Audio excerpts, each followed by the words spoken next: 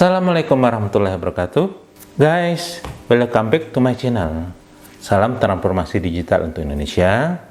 Berjumpa lagi dengan saya Rahmadin MY, peserta Digital Leadership Academy Kominfo RI dengan National University Singapore atau NUS.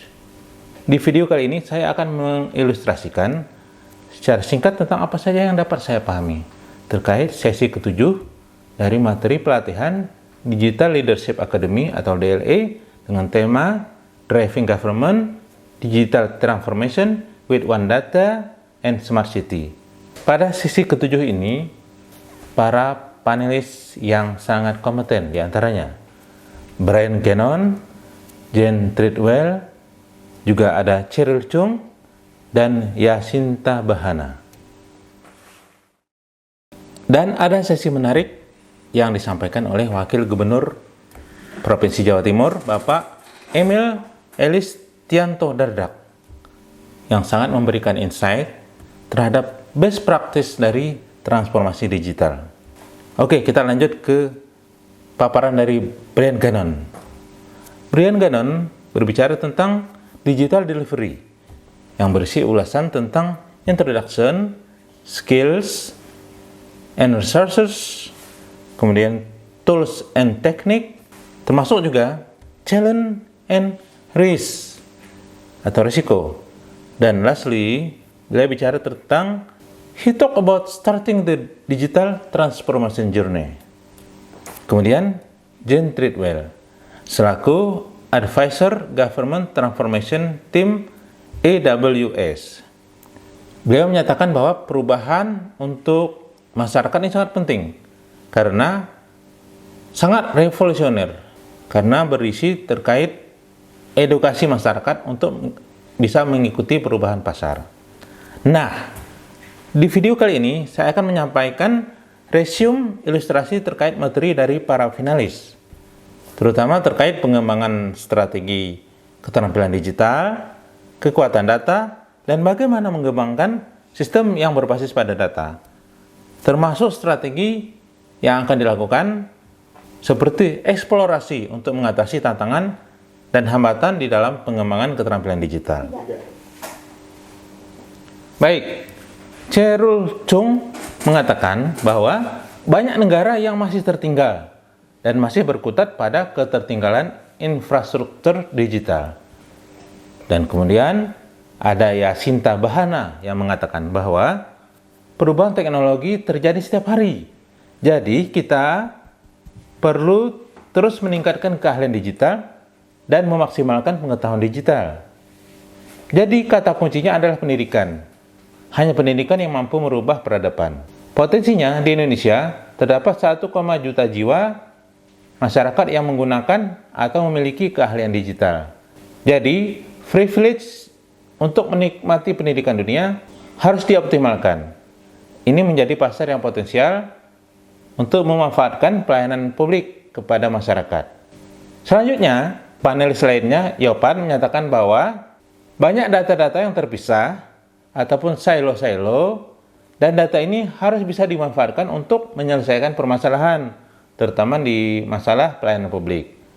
Dan kehadiran startup diharapkan bisa menyatukan silo-silo data tersebut dalam satu bangunan yang komprehensif dalam satu sistem. Hal menarik disampaikan oleh Ruben yang menyatakan bahwa data akan bertransformasi dan berganti tanpa henti.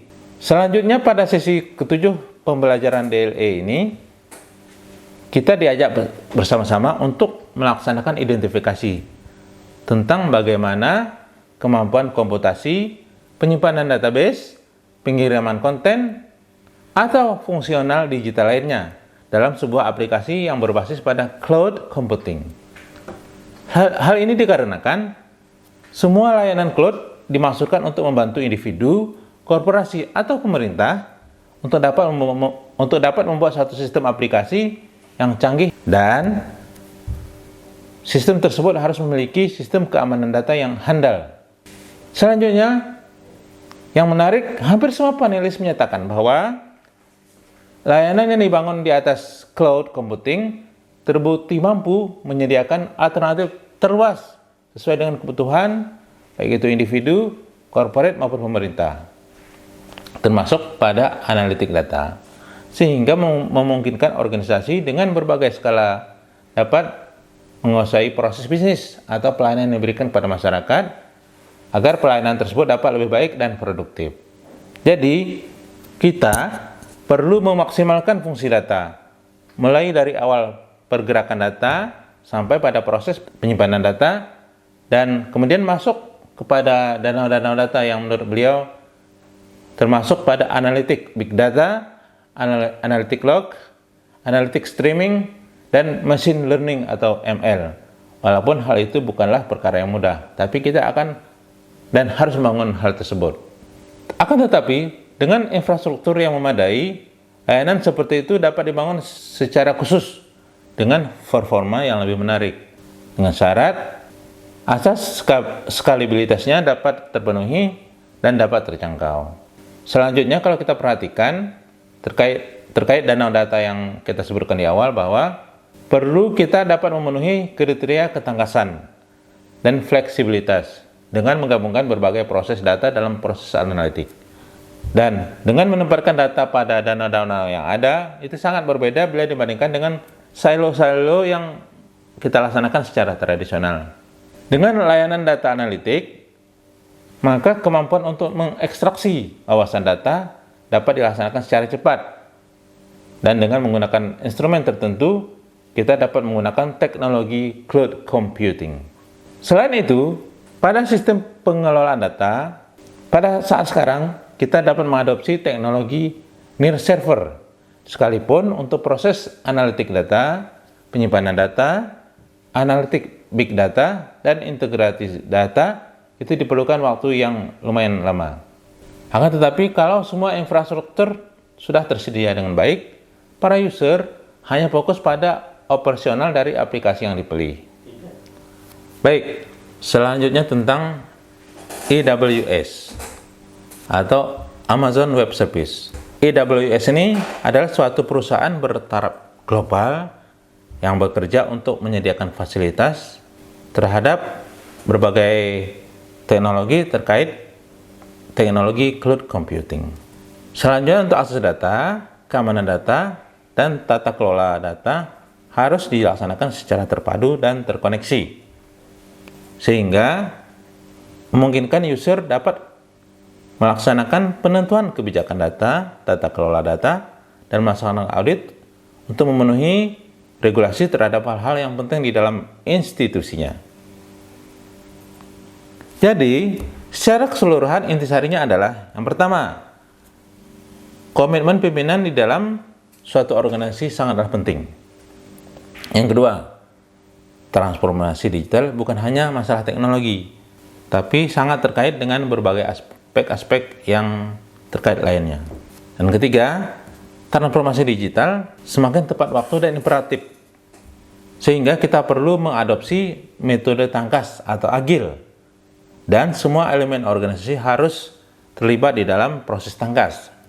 Yang kelima, transformasi digital terjadi karena perubahan, dan perubahan terjadi berkaitan dengan manusia.